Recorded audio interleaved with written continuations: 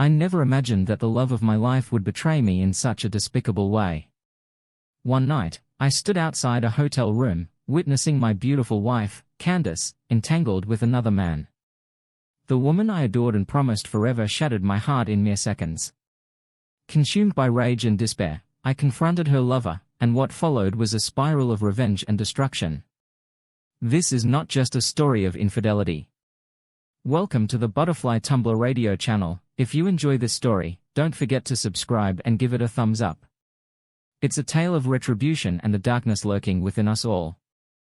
A plan, that's what I need. A plan is always important. Knowing your next move keeps you on track. Sitting on a high bar stool in a hotel, I saw three options for the night. 1. Go outside, call a taxi and head back to my sad, lonely condo. This condo was full of memories and broken promises. It was clear a woman had decorated it. Everything from the new furniture to the wall art showed high-class style. That was all Emily Davis's doing. Thinking about that made me shiver. The second option was going back to the private hotel suites, where the real party was. I'd managed to get through the annual Ajax Corporation Christmas party banquet. I'd shaken the right hands and made a good impression as the newest and youngest company director. Most of the older bosses and their partners had left. Now it was just the younger folk who stayed to party. Some Ajax clients were throwing an unofficial party in the business suites upstairs. These parties were wild. I wondered if Ajax's management knew. They probably did and made sure to cover themselves. I shook my head, deciding against joining that crazy scene. That left my third option: sit here in the hotel bar with a glass of whiskey and claim this bar stool for the night. I knew someone would get me to my room if I drank too much. Can't have guests lying around. I laughed to myself just as I decided to stay. I heard a familiar voice behind me. Sven. What are you doing down here? Man, I knew who it was just by his voice. He's the only one who calls me Sven, my best friend and co-worker, Michael Johnson. I turned and looked into his dark brown eyes, almost black. They reminded me of a shark fitting since he was an account manager in sales. He joked once that his eyes rolled back when he closed a deal. I sort of believed him. With his olive skin, Middle Eastern looks and natural handsomeness, he was popular with the ladies in the office. Dave's almost an inch taller than me, a fact he liked to remind me of. He had a slim build, black wavy hair, always clean-shaven and dressed in stylish European clothes. But I knew the real Dave. He was someone who liked to chase after women and have fun. Sven, you still with us? He laughed, snapping me out of my thoughts. I guess I should introduce myself. I'm Alex Thompson, Director of Marketing for Ajax Corp. We make custom shipping boxes. If it won't fit in a standard FedEx box, it might end up in one of ours. We serve many markets, from electronics to alcohol to, yes, even adult items. Oh, and why Sven? My father was Swedish and my mother French, so I got the strong build of a Viking and the curly hair and features of a Frenchman. It's a good mix. I like Sven better than Dave's other nickname for me, D'Artagnan, because of my facial hair. Damn dude, what are you doing down here? He asked, pulling up a seat next to me. I lifted my glass of whiskey and looked at him. That's a dumb question, right? He grinned widely, which was his norm. I've never met anyone who smiled more, even when being annoying. Dude, you need to move on. I'm working on it. I lied. He laughed. Sitting here getting drunk is not moving on. I'm thinking about my options. I said, smiling sadly. Oh no, you're not going dark, are you? I should have sold you my sister's used Prius. You're in love with me, aren't you? I snorted, causing the whiskey to go up my nose. It burned and brought tears to my eyes. As Dave laughed, you wish I coked out. Nah, he said with that annoying grin, I keep telling you, dude, you're not my type. You've got an extra part. I don't like jerk. I replied, nope, I'm pretty sure you have that part, even though you talk a lot of crap. Seriously, what are you doing down here, bro? Figuring out my plan. Oh please. Dave groaned, like when you cancelled your own party last week. Who cancels their own 30th birthday party? I know you're sad, but you have to move on somehow. I stared at the amber liquid in front of me. You know that bridge is burned, right? Emily might want you back, but do you really want to rebuild anything with her? I continued to stare at my drink. We both knew the answer. When the love of your life betrays, you see their flaws clearly. Yes, I had put Emily on a pedestal. I think everyone acts that way early in a relationship, even though we know it won't last. But it's a harsh reality when our partner not only falls from the high place we put them on but then uses that same pedestal to really hurt us, leaving us with nothing but broken hearts and painful memories. Besides, Dave laughed, snapping me out of my thoughts. I'm pretty sure her family wouldn't like seeing you two back together, and whose fault is that? My best friend grinned mischievously. I'm fairly certain I won't be getting a Christmas card from them either. You think I snorted? He was silent for a minute before he answered.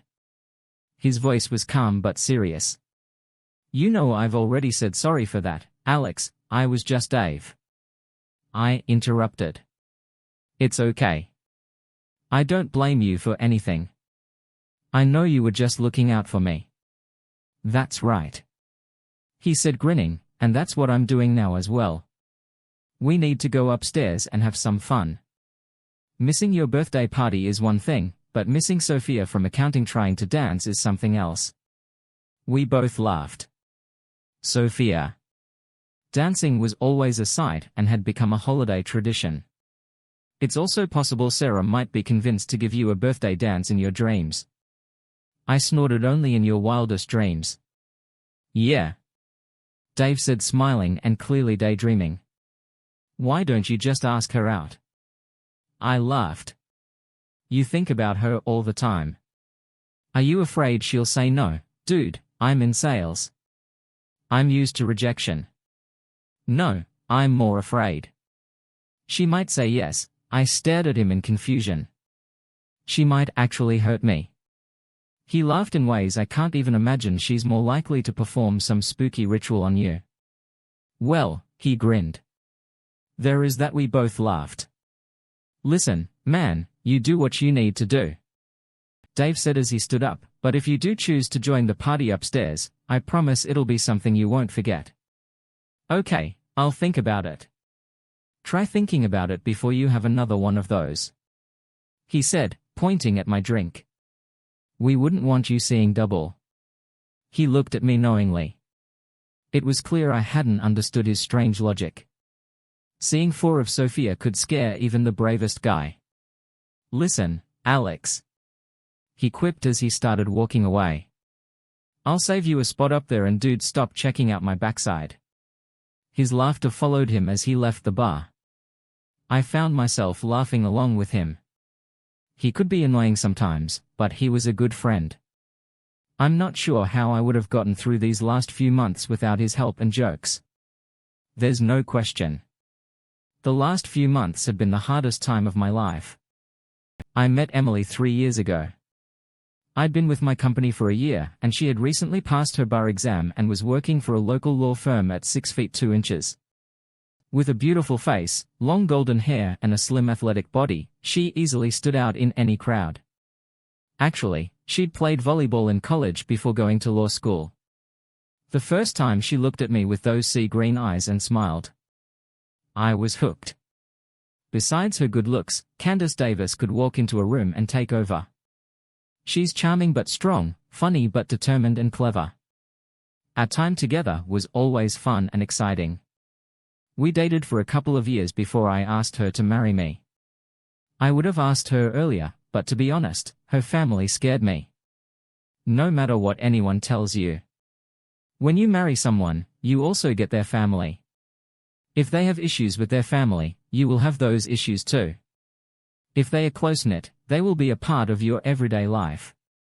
Candace's family was very close to make things harder. Her family was full of lawyers. Besides Candace, her father, older brother and sister-in-law were lawyers too. The Whitmore were well known and respected in South Florida.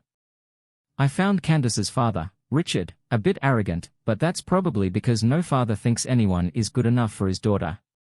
He was also a high-profile defense attorney, so his attitude seemed to come with the job. Elizabeth, Emily's mother, was a sweetheart. She was the only one who welcomed me warmly into the family. She was also the only one who wasn't a lawyer. Elizabeth was tall and beautiful, much like Emily, and seemed to be the one who held the family together. Candace's older brother, Brad, was a real jerk. Where Richard had a proud air about him, Brad was just plain condescending. He was a corporate lawyer and lucky to work for his dad's firm, because anywhere else his colleagues would have had enough of him by now. Then there was Laura, Brad's wife. She was a real estate attorney and fit right in with the rest of the family. Describing Laura is easy. Imagine a fierce and smart woman, now make her only 5't tall, and you have Laura Davis. She could definitely handle herself within the family, even with a family that seemed made for reality TV. I couldn't imagine my life without Emily, so I proposed. When she accepted, it kicked off the most unforgettable summer of my life. We got engaged in May and moved into our condo by July, thanks to Laura's help. July was also when I got a promotion at work. I was on cloud 9, but I had no idea that by September everything would fall apart. When I took the promotion, I knew I'd need to put in long hours at first. What I didn't expect was just how many hours I knew it bothered Emily, but there wasn't much I could do. Things were already tense when everything came crashing down over Labor Day weekend. Candace's family was having a big party that Sunday. Richard had something planned and the whole family needed to be there. But on the Friday before the holiday we had a big problem with a print ad at work. I had missed something important and we needed to fix it on Saturday, so I had to go to the printers because of the holiday. Changing our flights to Miami was impossible. Emily was furious. She said she'd fly out Friday with or without me. I apologized, but also reminded her about the many times her job had caused us to miss dates and events because of late nights at the firm. We had our worst fight ever. The night she flew out the next day I worked with the printer and found a solution. It looked like my job was saved and maybe with some luck I'd still make it to the Davis party. I caught a Real-ife flight to Orlando, the closest I could get, with the sun rising over Florida. I stood at baggage claim, waiting to see if my suitcase would arrive. Luckily, it showed up on the next flight. 2 hours later, 2 hours after landing, I was driving a rental car making the 3-hour trip to Coconut Grove north of Miami. The Whitmore lived in a gated community with their own private beach. When I arrived, Elizabeth gave me a huge hug. Richard shook my hand firmly, but Brad wasn't pleased.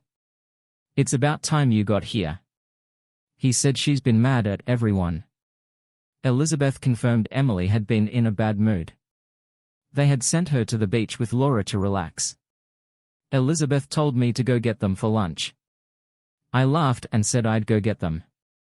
Maybe my arrival would help. I knew I'd need to apologize a lot, but since it was a big night for her family, I'd do it. It was a short walk to the small beach, even though it had some grassy patches. It was nice to have a private spot by the ocean. The community mainly had older residents who rarely used the beach, but there were dunes for extra privacy. When I didn't see them with the few others on the beach, I guessed they were behind a dune. I smiled as I approached a secluded spot and pulled out my cell phone. If Candace and Laura were there, they might be sunbathing. I laughed to myself thinking of how they might react if I surprised them. As I got closer, I heard voices. Actually, I heard whispers and moans. My heart raced. I hoped it wasn't Emily, but images of her and Laura with other guys filled my mind. I didn't care much about Laura, but the thought of Emily doing that hurt deeply. I had to decide, face it or leave. I knew I needed to see for myself. I took a deep breath and moved quietly around the dune. If it was just one guy, I'd confront them. If it was more, I'd get proof and leave. Using my phone to record. I moved closer. What I saw changed everything. My fiancée was on all fours with Laura. They were not with other guys but with each other. Emily was pleasuring Laura, who was clearly enjoying it. I stood there in shock, my heartbreaking sweetheart. No one does that. Like you, the love of my life, looked into her sister-in-law's eyes and giggled like a little girl. I was so shocked that they didn't notice me, even though they were lost in their moment. I thought they would hear my heartbreak. I know I did. Somehow I managed to breathe again and slowly stepped away. I'm not sure how I made it back to the house, but soon I was face to face with my future mother-in-law. She looked worried. "Alex, honey, what's wrong?" she asked, snapping me out of my daze. "Where are the girls on the beach?" I choked out, my emotions starting to rise. "They'll be back soon." Elizabeth looked into my eyes as they began to fill with tears. "I'm sorry," I said softly. "I need to leave." "Make sure you're back in time for the party," came Richard's voice from behind me. I turned to look at him. His face changed from stern to confused and worried. "I think that would be a bad idea. Sir, you need family there tonight. Please tell Candace. I'll talk to her later." "I'm sorry, I have to leave." I rushed out of their house before they could ask more questions. I had driven for an hour towards Orlando when my phone started buzzing. I couldn't get a flight home from Orlando but found one from Tampa. I'd have to wait several hours, but it would get me home. After the third call, I decided to answer. "Hello," I said coldly. "Alex," Candace asked calmly. "Where are you heading? Back home?" Her voice shook a little. "But why?" "You know Dad needs everyone there tonight." "Emily, we both know that after what I saw, I can't be with your family, baby." "I don't understand." "I'm not sure what you thought you saw or heard, but Emily, stop." I snapped to her credit. She didn't change her argument. "Alex, we need to sit down and talk about what you think you saw or heard." "Well, Candy, what I saw was my fiancée with her arms around her sister-in-law." "So tell me, sweetheart, have you cleaned up from that?" Yet I heard a gasp. "Please," she said softly, her voice breaking. "Please talk to me before you do anything." Wow, I'm sure I could have asked the same thing, couldn't I please? "Emily," I said mockingly, "baby, I love you so much. Please talk to me before you do anything stupid." She had no reply except a sob. "Looks like neither one of us gets what we wanted." "Huh," I growled. "Go back to your family, Emily. Try to figure out how you can spin this, so you don't lose more than you already have." "No, it's not what you think," she cried. It was just I hung up before she could say more. As I drove, my phone buzzed constantly until I turned it off. When I reached Tampa, I turned it back on and saw 19 missed calls. 11 were from Emily, 4 from Laura, 1 from Elizabeth and 3 from Richard. As I looked at my phone, it buzzed again. Without thinking, I answered. "Alex," barked the frustrated voice of Candace's father. "Yes, sir," I replied calmly. "What happened?" "Candace has been upstairs crying since high school." "What did you say to her?" "I'm sorry, Mr. Davis, but I told her the wedding is off." He shouted. "Why?" "I'm sorry, sir, but Emily will need to tell you." Richard was quiet for a moment before switching to lawyer mode. "Now son, don't do something we all regret. I'm sure we can work through this." "I doubt that, sir. Your daughter has already made a big mistake, Mr. Davis. I need to catch my flight, so I need to go." "Flight? What flight?" "I'm flying back home tonight." He yelled. "What happened?" "I'm sorry, sir, but you wouldn't believe me without proof. Please tell Emily we handle things when she gets back. I hope tonight goes better for your family than this afternoon has. Goodbye, sir." While waiting for my flight, I listened to the voice messages. Emily tried everything to get me to call back, questioning, demanding reasoning, and finally pleading and crying. When I got to our condo, I felt a strong need to get drunk. Thinking my judgment was off, I called Dave. He came over, picked me up and watched over me as I drank. I told him everything that had happened, probably 3 or 4 times in between the "I love you man" and "you're my best friend" moments. Yes, I'm a sentimental drunk. I also remember showing him the video several times. The next morning, or rather afternoon, I woke up and began planning my life without Emily. There was just one big problem: I couldn't picture life without her. That started a 3-month spiral into sadness. Visits and calls from the Davis family highlighted my tough time. The first visit was from Emily. She came home Monday night to an empty condo. Since I had moved in with Dave for now, her call when she found the place empty told me she was very upset. I agreed to visit Candace at her condo the next night when I arrived. She had set up a romantic dinner with wine and candles. She wore a stunning dress. She looked amazing, but my greeting ended her hopes of winning me over. "Emily, you shouldn't have done all this," I said when I walked in and saw everything she had prepared. "Baby, I wanted to show you how sorry I am." "I know, Emily," I interrupted. "I mean, you shouldn't have, because it's not going to work. We're done." "That's not true, Alex, and you know it." "Yes, I was angry and made a big mistake, but I love you and you love me, so we'll find a way to fix this." Still saying it was just a one-time thing, she glanced away for a moment. "You know that's not true, don't you?" I saw her whiten before she fought back. "Alex, I'm not sure what you think you saw, but it wasn't what you think really." I asked, "Want to see the video I took?" She froze, then gasped and stumbled to a chair. "Oh no, Alex, please." "No, oh yes, it's short but very telling." Candace sat shaking her head. "Please, Alex," she cried, avoiding eye contact, "please."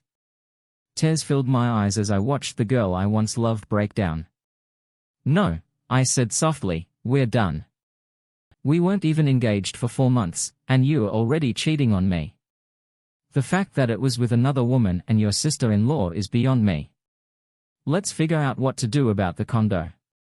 Your sister-in-law made this condo deal great, but our relationship is over because of her, the way it's set up. It's cheaper to live here than rent a smaller place. Since neither of us has much money in it, it's easy for one of us to buy out the other. I don't want us to be over." She whispered. "I'm sorry, Alex, it was just a mistake." "No," I said coldly. "A mistake is a one-time unexpected thing. I don't think you planned it, but you quickly acted on it, and I definitely don't believe it was a one-time thing." Emily sat there crying, staring at the floor. "Just let me know what you decide about the condo," I said, turning to leave. "Alex, please don't do this to us," she said, wiping her tears. "I love you." I looked back at her as tears filled my eyes. I knew I needed to leave. "I doubt that, Emily," I choked. "You did this to us. If that's your idea of love, I don't want it." I left quickly, shutting the door as she called my name. It felt strange, stepping into a future without her. I had always planned to grow old with her. Now I was alone. A few days later, I moved back into the condo since Candace had left. She sent a message saying she was going home until we worked things out. I wasn't sure what her next move would be. I found out soon enough. A few days later, I got an angry call. "What's this nonsense about you threatening to release a video?" Richard Davis yelled. "You won't ruin my family's name, Mr. Davis. I'll have the police on you." Before Mr. Davis, he paused and I took the chance to speak. "Mr. Davis," I said calmly. "I never threatened to release anything. I don't want to embarrass Emily, Laura, or your family." "Laura, why would this embarrass my daughter-in-law figures? I thought once a lawyer, always a lawyer." "So, what did Emily and Laura tell you I saw?" "They said you overheard Candace talking about an old boyfriend. Candace said she admitted she had sex with him 6 months ago while you were dating. She said it would be embarrassing for everyone if this got out. They think you overheard their talk and got upset. That's why you called off the wedding." "No, sir," I sighed. "That's a nice story, but not what happened. I sighed again, unsure if I wanted to say more, but Emily left me no choice. I'm sorry, Mr. Davis, but what I saw on the beach that day was my ex-fiancée with your daughter-in-law. The phone went silent for a moment. I thought he had hung up. Then he spoke again. That's a lie, he yelled. That's untrue, and if you tell anyone, I'll sue you for slander. I'll ruin your life, I hung up. I knew he wouldn't believe me without proof, but I hoped he would confront Emily or Laura first. I guess the best defense is a strong offense. It didn't take long for the Whitmore to fight back. A few days later, Ajax Corp's legal office called me in. They said there was a pending slander lawsuit against me. They hinted I had talked to other employees, namely Dave. I gave them a brief, vague overview of what happened. I told them the breakup happened because of a statute citation. That could be embarrassing, and this was a way to protect the family. They agreed, but still advised me to talk to a lawyer. My lawyer said there were 2 other legal actions involving me. First, there was an attempt to stop any pictures or videos related to the Davis family. Also, they were looking into the financial setup of our condo. He asked about the video and I handed it over to him. Then he asked if there were any copies and I said no. He said the case wouldn't go to court because the video would go public to disprove lies, and the Whitmore did not want that. My lawyer was very clear and told me that even though this wouldn't go to court, I could still face legal problems. He explained they could drag this out for a long time, which would increase my legal costs. It was possible I might have to renegotiate the condo's financing, which could be expensive. They might also keep contacting Ajax and be a general bother. Whether it was fair or not. They would try to harm my relations with my own company. I was shocked. I would win these battles, but I would have to fight each one. It would take time and money. When Dave came over that night, I was sad and angry. I had tried to do the right thing, but my failed relationships problems were not going away. Dave listened, as I shared my frustrations, and surprisingly he didn't make any smart remarks. I felt bad for another week before my lawyer called and told me everything had been dropped. I was both surprised and very happy. Dave and I went out to celebrate with my legal troubles over. I could focus on work and start to get over Emily. Honestly, what she did in the past month made it easier, but I still had feelings for her. A week later those feelings were tested again when I got the message. I was nervous to reply. Of all the Whitmore, Elizabeth was the one I didn't want to meet face to face. Out of respect, I called her back and arranged a meeting. She was flying in and out on the same day, so I took the afternoon off and picked her up at the airport. We decided to have a quick lunch and then go back to my condo to talk once at the condo. The mood changed from light chat to a more serious tone after we settled down with a glass of wine. She cleared her throat. "Thank you, Alex," she said softly with a sad smile. "Thank you for making part of this day trip nice. I've always enjoyed spending time with you, Elizabeth. I'm sorry we probably won't do this much in the future." "No," she sighed sadly.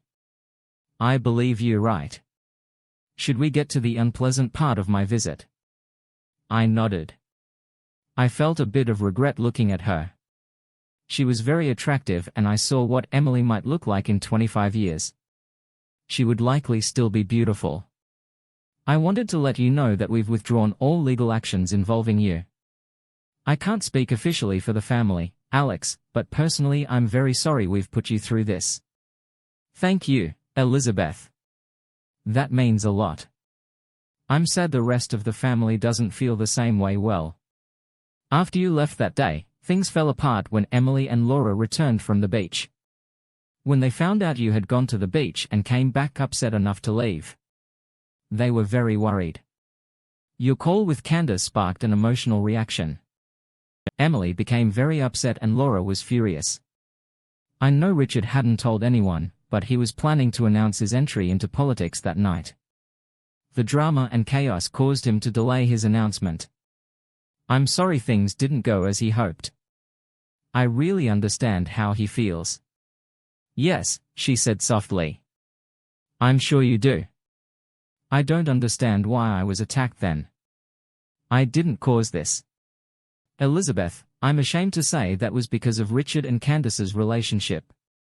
Richard has always been very protective of her. When she told her father about the video, he went crazy. He saw it as a personal attack on her and the family.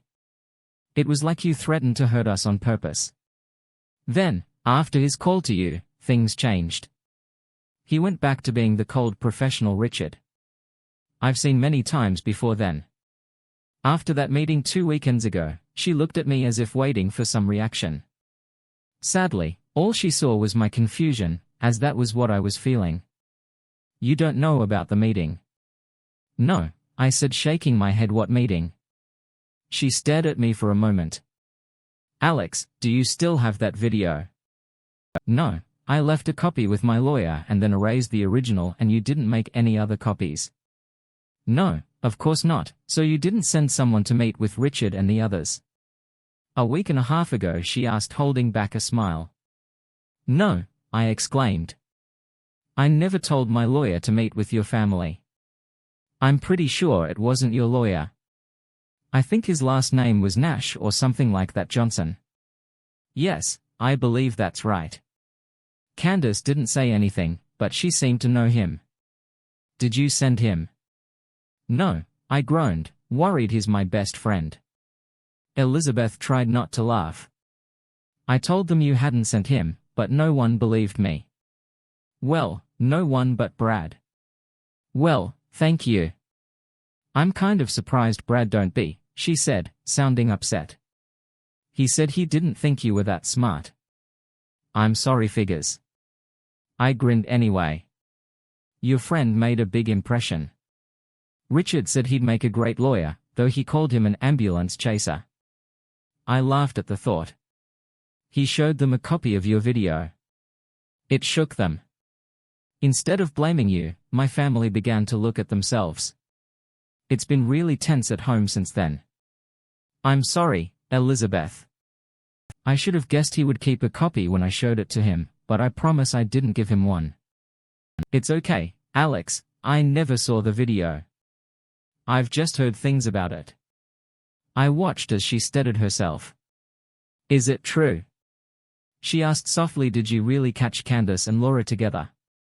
I'm afraid so, I said gently, and that's what's on the video. I nodded. She lowered her head and tried not to cry. Instinctively, I got up and sat beside her, wrapping my arm around her. She leaned against me, her face and hands on my chest, seeking comfort. For a moment, it felt like I was holding Emily again, comforting the woman I loved. Without thinking, I whispered that everything would be okay, as I gently rubbed her back. I softly ran my fingernails over her shoulder blades and along her spine until I heard a muffled laugh. I leaned back and saw tears in Elizabeth's eyes, but also a knowing smile. I wondered where she picked that up from. She chuckled. You must give amazing back rubs. I blushed. I'm sorry, I wasn't thinking. It's something I used to do when Emily couldn't sleep. No need to apologize. She has been asking me to do that for her nearly every night since you left. I looked down, trying to gather my thoughts. She's really torn up about what she did to you. She knows you're a great guy and would have made a wonderful husband and father, but I'm not sure she realized is just how special you are. If she ever does, it might really hurt her. Alex, I'm so sorry for how my daughter treated you. I'm sorry for how my whole family treated you.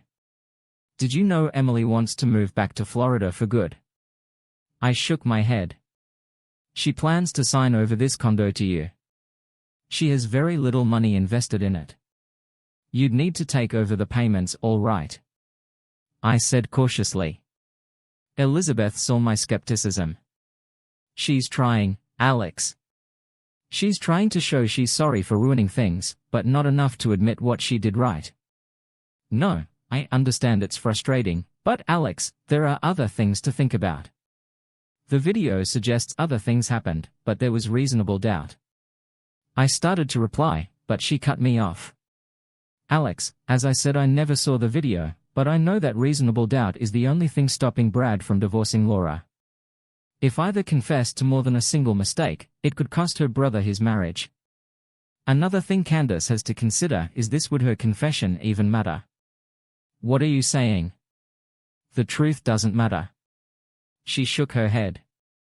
No, but let me ask you honestly, even if she admitted everything you think she did and was truly sorry, would you take her back? Please answer honestly, Alex. I knew my answer. I thought about it on the flight back from Florida, though only briefly. No, I admitted. I don't think I could. I know. She smiled sadly and nodded. Unfortunately, Emily knows it too, though she won't admit it. She loves you and knows she's messed up, but she hasn't accepted that what she wants doesn't matter anymore. Since you've moved on, I'm sure she's still planning ways to talk to you and get you back. If there's one thing about my daughter, she's determined. I knew she was right. I just didn't realize how stubborn Emily could be.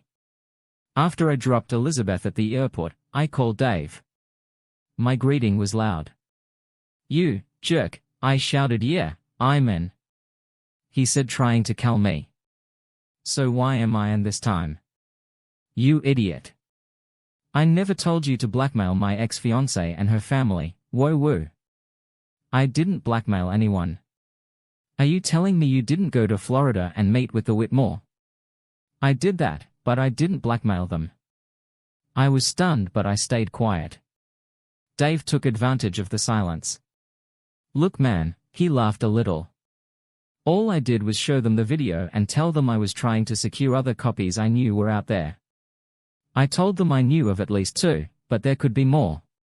It wouldn't stay a secret forever, but I thought I could give them at least a year, enough time to plan and control the damage. And what did you want in return? Dave? I asked, trying to organize my thoughts. Funny, that's what the father asked too. I told them I'd do it for free, as a favor to you, but I'd appreciate it if those silly lawsuits disappeared, and presto, look what happened. I could hear the happiness in his voice over the phone. He was so pleased with himself that it was hard for me to stay angry. Man, I didn't tell you to do that and you never would have. Dude, you've always been so caught up with Candace's mom. Let's face it, if she had been 20 years younger and single, you would have fallen for her instead of Emily. I always saw a lot of her in Emily. I wish Candace took after her mother more than her father. We were quiet for a moment. What about the video? I asked. The one you stole from my cell. Yeah, about that. Dave sighed. Look, SN. I'm sorry, but wow, those 2 looked amazing and it was so intense. How many copies are out there? Just the one your lawyer has and my own personal copy. I'd tell you to erase it, but you'd only lie and say you already did. Yeah, you're probably right. He laughed. Look, dude, think of it as payback for my affair and time. It's not going anywhere other than my private collection, unless of course we want it leaked later on. No, I said calmly, just make sure it never goes public. And Dave, yeah, dude, thanks. I thought my tough times were over when I went home for Thanksgiving. I was wrong. When I arrived at my mom and dad's farm in Indiana, I sensed something was off. I'd looked forward to spending the holidays with my 3 older brothers and their families, but I noticed the tension with my parents. On Thanksgiving Day, Emily showed up for dinner. She was invited, of course, by my mother. They said it was an early Christmas present for me. I asked them about the return policy for this gift. It was partly my fault. I hadn't told my parents all the details of my breakup. I only said that Emily cheated on me and the wedding was off. Foolishly, I told them we hadn't spoken since that night. She returned after Labor Day. I also made the mistake of telling my mother I still loved her, even though it was over. I knew they were trying to do what was best for me, but I had been very clear. I didn't want to see or talk to my ex-fiancée ever again. Her being there felt like a betrayal by my parents. That was on my mind. When Emily arrived, she was greeted by my parents and then said hello to me. Her eyes begged me to welcome her. I turned away and continued talking to one of my brothers. A few minutes later, my parents cornered me. "That was rude." My mother began. "We didn't raise you like that, son." My father added, "This is our home." "Yes, it is." I interrupted, "And if you want me to leave, just let me know." Neither said anything, so I walked away. Thanksgiving dinner was awkward. I acted like Emily didn't exist, ignoring her attempts to talk to me. I think my parents now understood how tense the situation was, but my oldest brother didn't. He decided to call me out in the middle of the meal after I ignored Emily for the 10th time. "Bro," he said, "that's just rude." Yeah, it felt familiar. I should have just smiled and stayed quiet, but I was very annoyed that my Thanksgiving with my family had been ruined. "Nah," I sneered. "What's rude is inviting my ex-fiancée to a family gathering without any warning.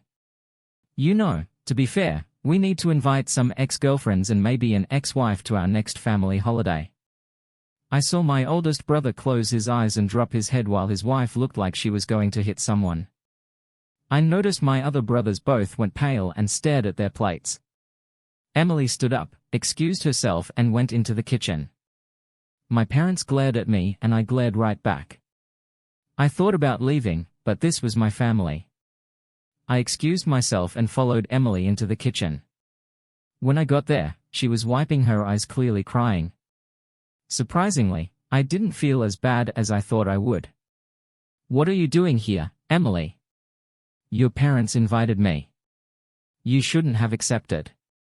"Well, it's better here than with my family. Even with your cold reception, it's still better than the atmosphere at the Davis house this holiday." "And whose fault is that?" I sneered. "Oh, trust me," she said. Sadly, both Laura and I are dealing with the consequences of that day, still only admitting to what can be proven. "Huh, and you wonder why I don't trust you?" "I'm sorry, Alex. I know it seems that way, but with everything happening in my family right now, I'm sorry. I don't know what to say." "Well, counselor, if it were just a guess, how many times would you say my ex-fiancée cheated on me?" "Only that one time." "And that's not a guess. You have to believe that. You've got to be kidding." "I don't believe anything you say." She lowered her head and tried not to cry. "I can understand that," she said softly, "but it's true, and it's true that I love you." "Funny way to show it." I sneered. I know I'd have a hard time believing it too, if the roles were reversed. "How many times, Emily?" I said flatly, guessing 3 times before you and I were exclusive. "Was she the only one?" "No, there were several in college and one in law school, along with the men I dated." "I didn't know you were into both." "You should have told me." "I didn't want to scare you away. I knew I had found the person I wanted to spend my life with, but I was scared you wouldn't take it well. Honestly, your being bi wouldn't have bothered me as long as it was in the past, like your old boyfriends, but you helped your sister-in-law cheat on your brother. Yeah, that wouldn't have gone over well with me." She stood there quietly staring at me, even with her red eyes from crying. She was still beautiful. I fought the urge to go to her and hold her. "I mean, come on, Emily. He's your brother. I know he's difficult, but he doesn't deserve that." I know," she cried. "I can't believe he's using reasonable doubt to hold on to his marriage. Brad doesn't seem like the forgiving type right now. Their marriage is barely holding on. I doubt it'll survive." "And why is that? Are you and Laura moving in together?" She winced and more tears came. "No, I was with Laura only a few times. It was just a physical thing, nothing more.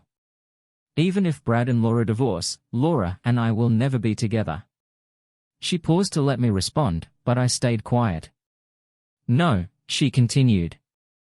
"I think if my brother isn't already having his own affair, he will soon. Once that's found out, they'll either tear each other apart or decide on an open marriage. Honestly, I don't know which way it'll go well. I guess it'll work out somehow." "Not likely." Emily snorted. I know Dad is doing what he can to keep everyone from fighting, though I never had a great relationship with my brother. What we have now is toxic. I'm sure he'd love to hurt me any way he could. Right now, can you blame him? No, she said softly. I betrayed him, and you, Brad, isn't a saint, but that doesn't excuse what I did to him. I'm trying to make peace with him, but I doubt that'll ever happen. We sat there and stared at each other. There were so many things left to say, but neither of us knew how to start. I'm also trying to win back the man I love. She said, trying to ease the tension. Never going to happen. I said flatly it could, if he'd give me the chance. Really, I sneered. Tell me, how would you even begin to rebuild trust? You lied to me from the start. Then you cheated on me before we'd been engaged 4 months. You cheated on your own brother. So clearly family doesn't mean much to you. How could you ever restore trust when there's nothing to build on? I found myself getting louder as the anger and hurt poured out. Given time, I know I could earn your trust. She pleaded, and why would I give you the time? What's in it for me? Years of suspecting my girlfriend is cheating on me every time turn around. Let's face it. I sure don't trust you now. Damn, Emily. I can't trust you alone with any man or woman. Now worse, I can't even trust you alone with your family. What's to stop you if you get curious about some cousin or uncle or aunt, and what was your reason for cheating on me again? Oh, that's right. I was shouting now because little Emily didn't get her way. So what happens when you don't get your way? Next time. Do you just go and sleep with the mailman? Hell, Candace. Are you 13 years old? Emily was crying quietly when my parents stepped in. Alex. That's enough. My father barked. No, it's not. Why is she here? Dad.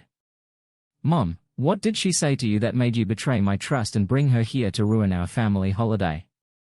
I saw my mother wince at my words. While my father glared at me, she said, my mother stammered. She said she needed a chance to apologize to you and to tell you how much she loves you. Oh, Alex, we can see how much you're hurting and how you still care for her. We were no, I interrupted. This is all about what she wants. She wants to apologize. She wants to ambush me in front of my own family. She wants forgiveness. She wants us to get back together. Never mind what I want. At almost 30 years old, I can make my own decisions, and my decision was to stay away from her and have no contact, but my parents thought otherwise. Of course my ex-fiancé manipulated them to get what she wanted again. But let's be real. She's good at twisting things to get her way. The real reason I broke off the engagement. No, Alex, please, Emily begged. The reason I broke off the engagement was because I caught my fiancé with her sister-in-law. My mother gasped and I saw my father's face go pale. So basically, Mom and Dad, you invited a cheating person to Thanksgiving dinner, so she could try to manipulate your son into giving her another chance to break his heart. Thanks a lot. Candace rushed out of the kitchen crying. She grabbed her purse and coat before slamming the door behind her. My parents followed me as I started gathering my things. My brothers and their families were still sitting at the table silently watching us. Alex. My mom's shaky voice called out. I think it's time for me to leave too. This has been great. Let's do it again real soon. Son, we're sorry. My father said calmly, me too. I replied, will we see you at Christmas? My mother asked with tears in her eyes. No, I'm sure I'll be busy with work. Besides, it's too soon. I need some time. I'll call later with that. My Thanksgiving came to a thankful end, so what'll it be? Then Svan came the voice from behind the bar. I looked at the bartender and smiled. She looked like she was in her 40s. She was attractive but had once been stunning. She looked like someone tired of everything, like a dancer in Vegas who's performed way too long. I glanced at her name tag. So Betty, what's on the menu? I joked. She gave a smile. That must have been a heartbreaker once. It's Becca actually. She laughed. I looked closer at the name tag and smiled too. Sorry, I was trying not to stare at your chest. She laughed out loud. Sure, you've been checking me out for a while now. I just smiled, feeling caught. Relax. She said it comes with the job, so do the cheesy pickup lines. So no deal? I asked, pretending to be innocent. That would be a bad idea. She laughed. My girlfriend wouldn't like it. Memories of Emily and Laura hit me hard. Becca noticed right away. It's not contagious. She said, her voice cold. It's not that, I replied. Sadly, I just lost my fiancée to another woman. Her voice softened. I'm sorry. Sometimes it takes time to figure out who we are, I guess. So I nodded. I caught them together. That's terrible. She cheated. I nodded. She looked at me with pity. Cheating is awful, no matter who does it. So tell me what you really think. Becca, I chuckled since you asked. She grinned, by the way, I said, extending my hand. Alex. She shook it, holding on for a second. Rebecca, she said, smiling, and you can let go now, but it was my one excuse to touch a beautiful woman without getting in trouble. Oh my God, you're so full of it. She laughed and went back to work. Are you in sales or something? Marketing? Same thing.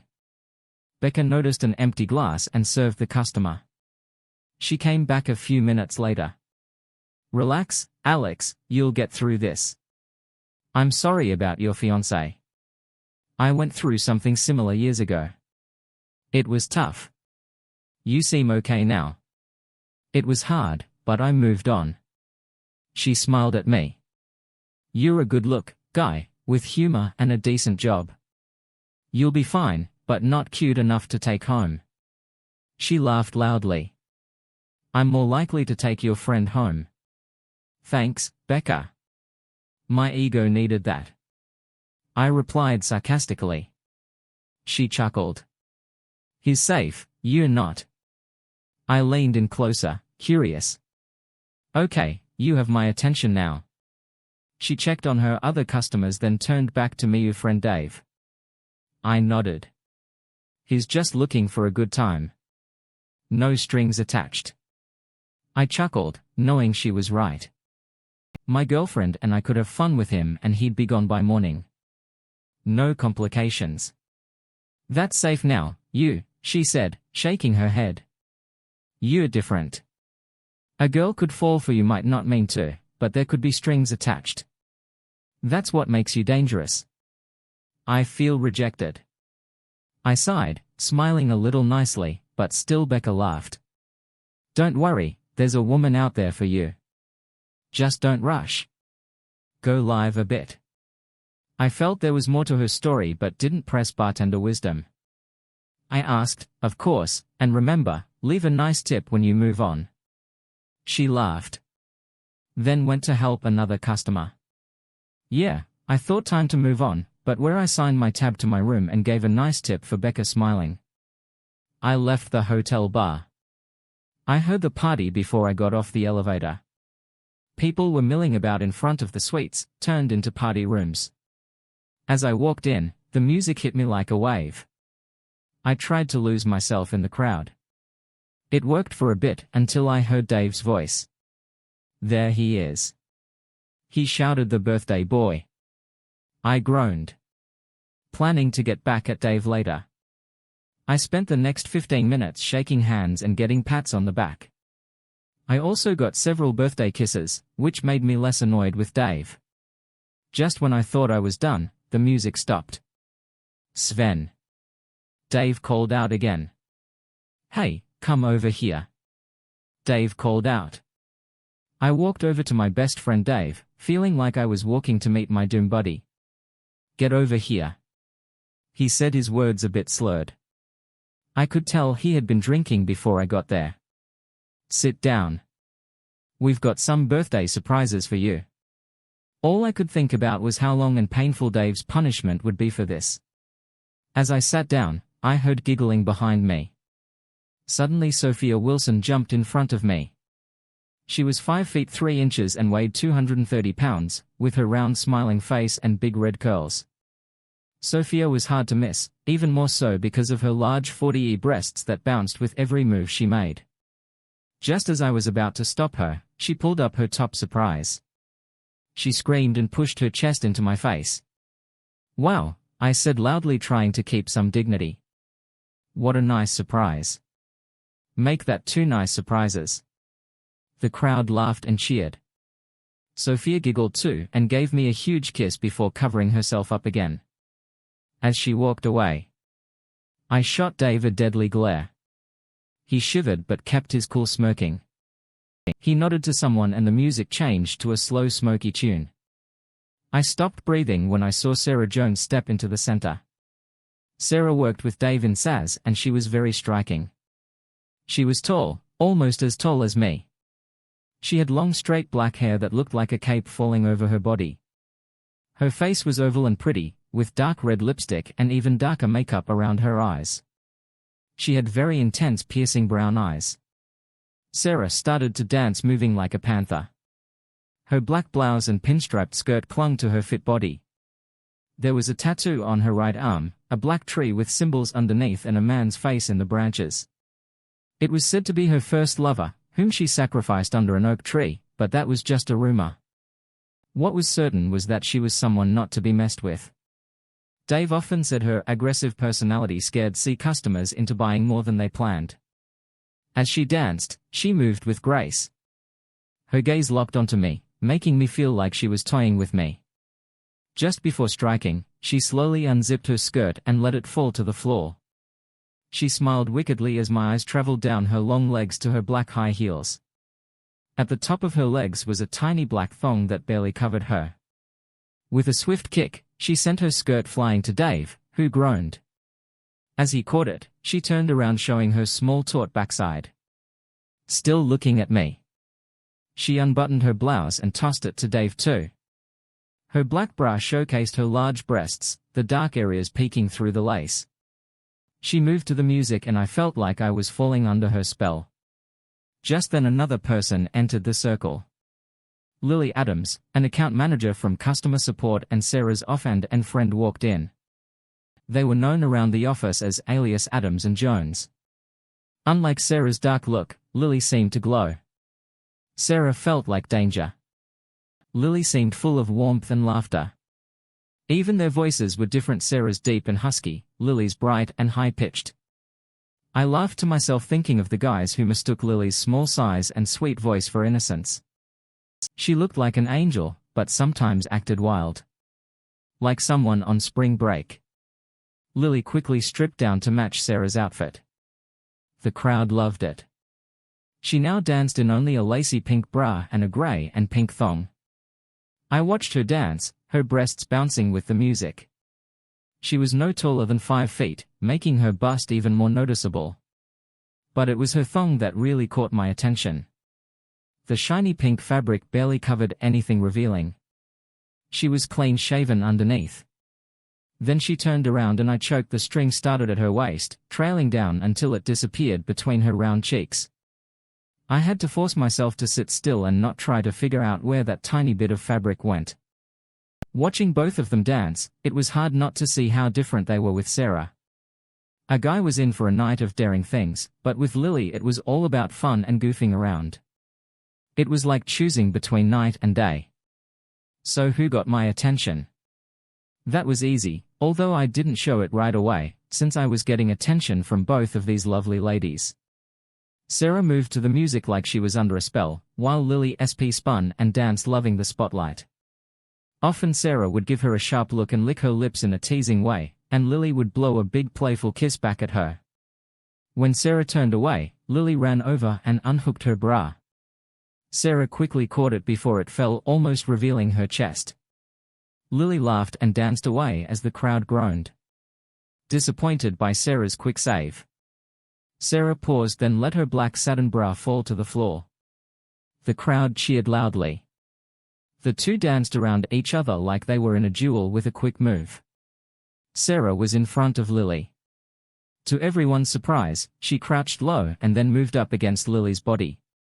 She stopped when her chest was just touching Lily's. Slowly, she undid Lily's bra and pulled it aside, letting Lily's chest rest on her own. In a slow dance move, Sarah stood up, making sure Lily's chest brushed against hers. She paused briefly, pressing their chests together. It was a moment I knew would stay with me and probably everyone else there for a long time. With a victorious laugh, Sarah waved Lily's bra in the air. She danced around, showing off her prize to the crowd's delight. Lily turned towards me with a sparkle in her eyes. She smiled, mischievously, lifted her chest and squeezed them together. She walked over to me, blocking any view of Sarah. Slowly she lifted her left breast to her lips and ran her tongue along the top as she did. Her skin flushed and she began breathing heavier. Her nipples hardened, turning into pebbles. I was entranced until I heard a cheer from the crowd and Lily stepped aside to see what was happening behind her. Sarah was bent over, slowly sliding her tiny thong down her legs, revealing herself. She stepped out of it and flung it towards me, but Lily caught it. Sarah gave Lily a cold glare, then smiled wickedly. She slid 2 fingers into her mouth, then moved them slowly down her body until they reached her lower lips with a deep groan. She pushed them and the crowd groaned with her. Lily quickly stepped in front of me, blocking my view. "Okay," now boomed the elderly voice of Harold Bingham, our vice president of engineering. "All right, everyone, the show is over." His loud voice surprised everyone, including Sarah. It also made Lily step back right into my lap. Instinctively, I reached up to steady her. I felt the warmth of her behind as it pressed into me. I prayed she wouldn't notice my excitement growing. Any hope she wouldn't notice vanished when she laughed and pressed harder. "I know these parties can get a little wild," Mr. Bingham continued, "but live shows are a bit much, even for our hosts." The crowd groaned in disappointment. "What about dead shows?" Someone yelled from the back, making everyone laugh. "Well," Mr. Bingham said unfazed, "I'm sure your wife has complained about that many times, but for tonight the show is over." The crowd laughed and cheered. "Now I want to thank Miss Adams and Miss Jones for the show, but I need to ask you both to put your clothes back on. That is if Mr. Thompson can take his hands off Miss Adams's chest." The room erupted in hoots and jeers. I suddenly realized that when Lily fell into my lap I had grabbed her chest, those soft, warm, incredible. "Oh no," I quickly let go. Lily got up laughing and went to get her clothes. When I stood up, I was horrified to find a damp spot on my pants. At first I was afraid it was me, but then I realized it was from Lily. She must have been really excited to leave her mark on me. Her mark on me. I had to admit I like the idea of a pretty blonde getting so excited dancing and then sitting in my lap that she left a mark. My ego felt pretty good. I spent the next few minutes avoiding people, hoping nobody would notice my situation. Unfortunately, I wasn't very lucky, or maybe I was said a small voice behind me. "Is that for me or are you just happy to see me?" I turned around and saw Lily's cool blue eyes. She looked like she was about to burst out laughing. Her smile seemed to light up the entire room. I said, trying to think straight.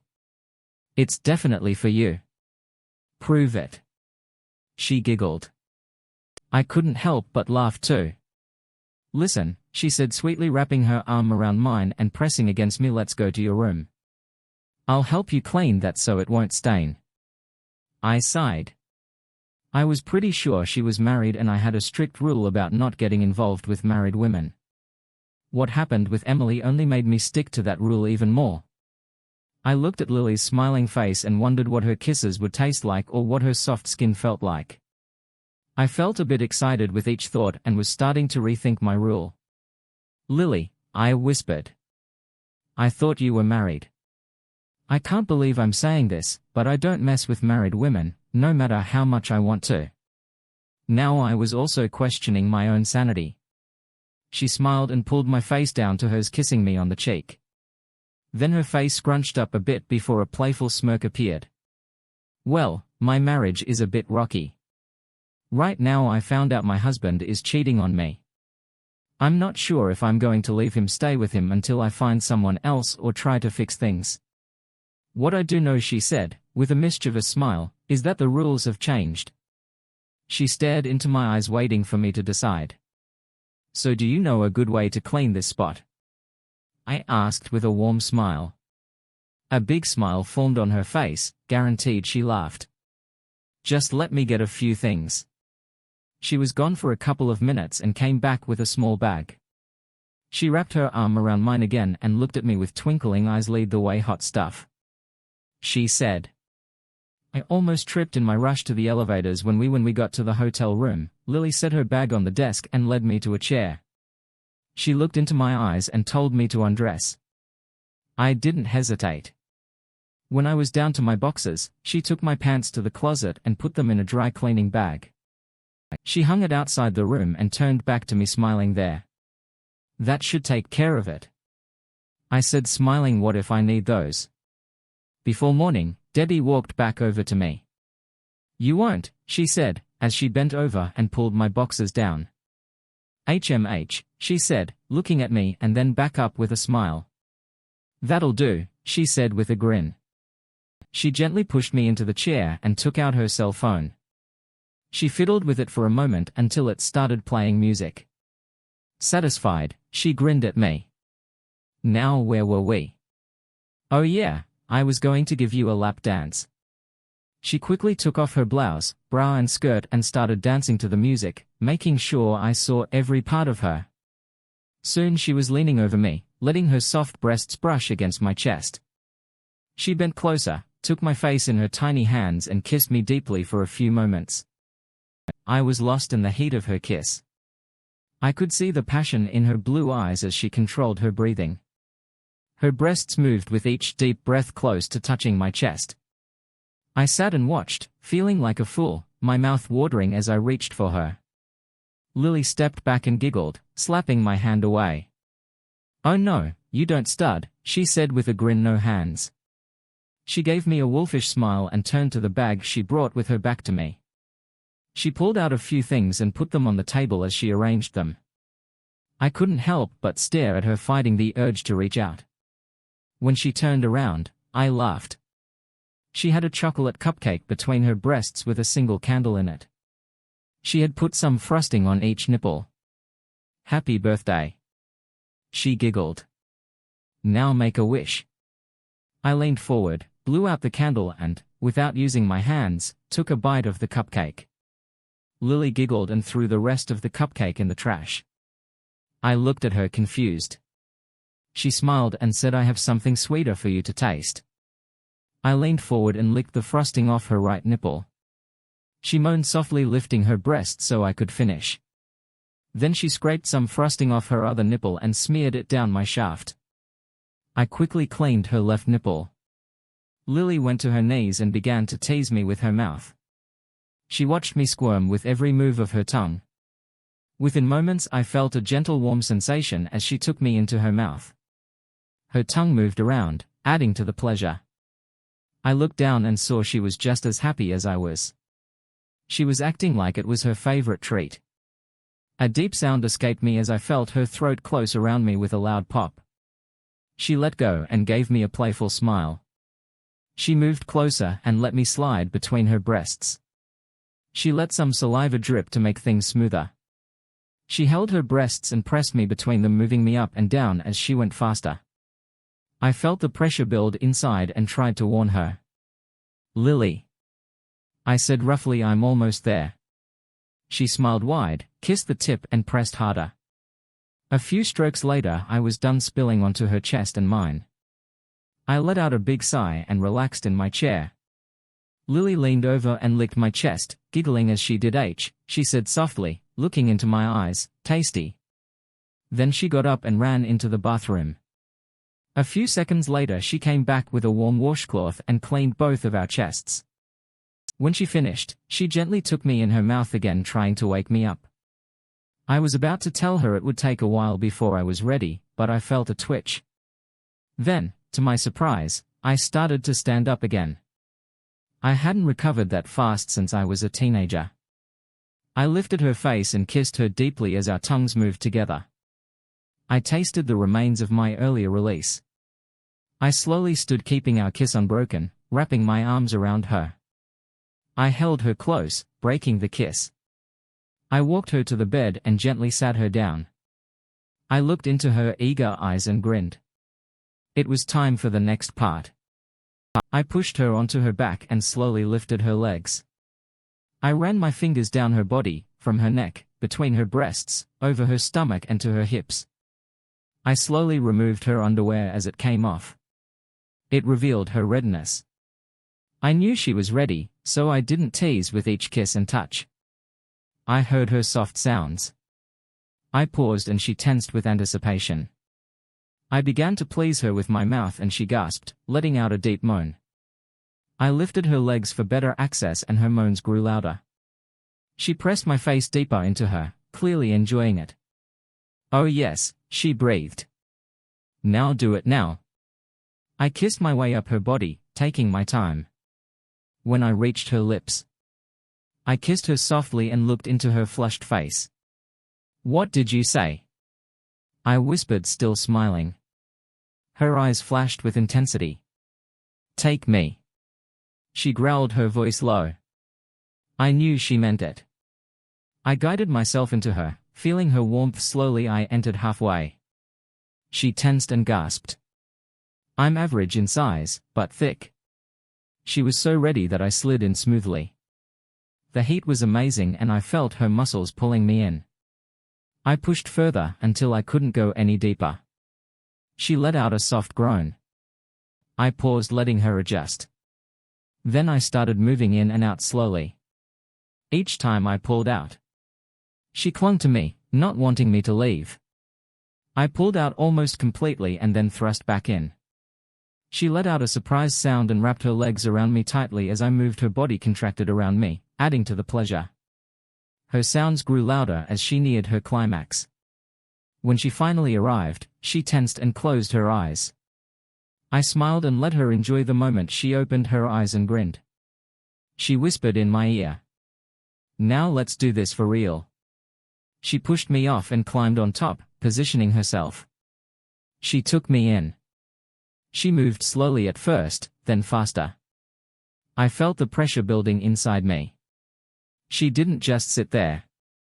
She made sure to add extra movement with each stroke. The feeling was incredible and I felt myself getting closer. I wasn't just a passive participant either. I reached up and gently touched Lily's chest, making sure she felt cared for. Her skin turned red as her body warmed. She moaned continuously, pushing into me with all her strength.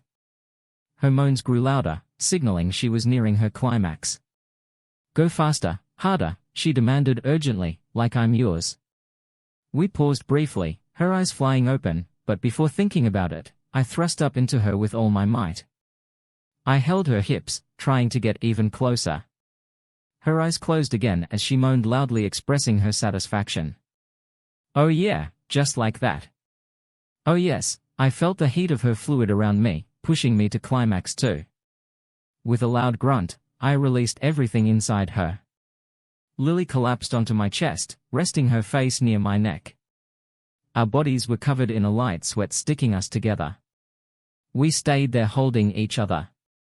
I caught my breath while she enjoyed the last moments of her climax.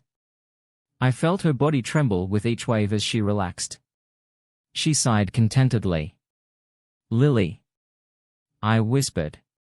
"Sure," she replied softly. "Rest." I held her and rested. I stroked her back gently as she cuddled against me. I smoothed her hair, then traced my hand down to her lower back, cupping her gently. I pulled her closer and heard her sigh. Soon we both drifted off to sleep. A few minutes later she stirred and opened her eyes. I found myself looking into her happy blue eyes. She smiled softly and spoke gently. "Did you like your birthday present?" I chuckled and rolled my eyes. Best birthday present ever, except I stopped myself, seeing her face change from surprise to worry, except that I continued. I'm lying in a huge wet spot. I thought to myself, we really made a mess. The whole bed seemed damp. You're silly. She laughed, looking at me warmly. That'll do. She giggled and gave me a soft kiss. Her kiss told me our night was over. As she got off me, I felt cold. Without her warmth. She sat at the edge of the bed for a moment before getting up. Wow, she laughed. We really made a mess. She grabbed her things and went into the bathroom. A few minutes later she came out. She didn't look as fresh as she had earlier, but her smile was just as beautiful. Stay, I said softly. She looked at me for a moment. I can't, she said with a sad smile. She paused, then smiled brighter, at least not this time, as she left. She looked back at me one last time. Thank you, Alex. She said sweetly. That was fun, and then she was gone, lying there. I stared at the ceiling, lost in thought as I drifted to sleep. I wondered if Lily knew how special her gift had been. I was awakened at dawn by my phone buzzing. I saw it was Dave calling. I tried to answer, but only managed to grunt. Sven, he called you awake? No, I grumbled. I'm still sleeping and you're just a bad dream. What if I could make it a good dream, a really good dream? He laughed. Okay, I said, trying to wake up. I'll meet you downstairs for breakfast and you can tell me all about it. Well, he said, chuckling. Actually, I can't right now, I'm kind of tied up. Did I say you could tell him that I heard Sarah's voice in the background? Then a sharp sound and Dave yelped. Thank you, sister, Sarah. He giggled. May I have another, Dave? I laughed. It's too early for this dude come up here. I think I'm in love, and Sven, it's never too early for this here. I heard Sarah say give me your phone, Sven. She said sweetly, I want a taste of what my friend had last night, so get up here and let's see if you and Dave can make me happy. I stammered, still half asleep. No, HBLA English. I quickly hung up and turned off my phone, rolling over. I laughed. I had many reasons not to go to Dave's room. I was just getting over my ex Emily, and I wasn't ready for any drama. Plus, I didn't want to see Dave in that situation. I smiled to myself. I was still young, had a good job and looked decent. I knew I'd find the right woman someday. Until then I could wait. It was a new day and I was finally ready to move on with my life. Now, where were my pants? Thank you for tuning in. If you enjoyed this episode of the story, please give it a like, and don't forget to subscribe to get notifications for updates.